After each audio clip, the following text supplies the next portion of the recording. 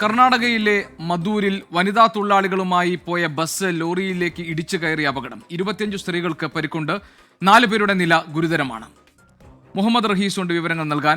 റഹീസ്, ഈ അപകടത്തിൽ ഗുരുതരാവസ്ഥയിൽ കഴിയുന്ന ആളുകൾ എത്ര പേരുണ്ട്? എന്താണ് വിവരങ്ങൾ?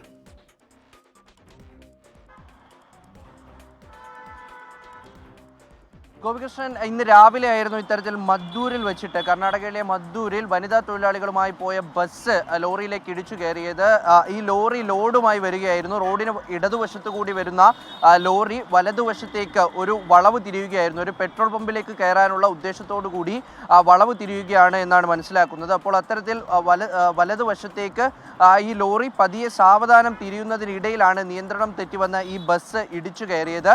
ബസ്സിൽ 27 പേരായിരുന്നു ഉണ്ടായിരുന്നത്. അതിൽ 25 പേർ വനിതാ തൊഴിലാളികളായിരുന്നു. ഈ വനിതാ തൊഴിലാളികൾക്കും മറ്റുമൊക്കെയായി ഇവിടെ പ്രത്യേകം ബസ് ഏർപ്പെടുത്തിയിട്ടുണ്ട്. അപ്പോൾ അത്തരത്തിൽ ബസ് ഈ നിയന്ത്രണം തെറ്റി വന്ന ഈ ലോറിയിലേക്ക് ഇടിച്ചു കയറുകയായിരുന്നു. 25 വനിതാ തൊഴിലാളികളിൽ 4 പേരുടെ നിലയാണ് ഗുരുതരമായിട്ടുള്ളത്. മറ്റുള്ളവർക്കെല്ലാം തന്നെ സാരമായി പരിക്കേറ്റിട്ടുണ്ട്. ഇതിൽ 4 പേരിൽ 2 പേരുടെ നില അതീവ ഗുരുതരമാണ് എന്നുള്ള വിവരമാണ് ലഭിക്കുന്നത്.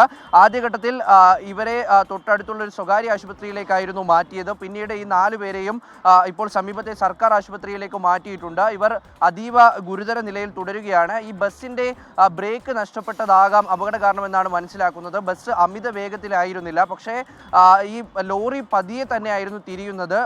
ഇത് കൺട്രോൾ ചെയ്യാൻ പറ്റാതെ വാഹനം ഈ ലോറിയിലേക്ക് ഇടിച്ചു കയറുകയായിരുന്നു. അത്തരത്തിലാണ് ഈ ഒരു അപകടം ഉണ്ടായിരിക്കുന്നത്. എന്തായാലും സംഭവ സ്ഥലത്തെത്തിയ സമീപത്തെ പോലീസും നാട്ടുകാരും ഒക്കെ ചേർന്ന് ഇവരെ ആശുപത്രിയിലേക്ക് മാറ്റി. ഇതിൽ 2 പേരുടെ നില അതീവ ഗുരുതരമാണ്. 4 പേരുടെ നില ഗുരുതരമായും തുടരുന്നു. ഗോപികൃഷ്ണൻ. ശരി, മുഹമ്മദ് റഹീസാണ് വിവരങ്ങൾ നൽകിയത്.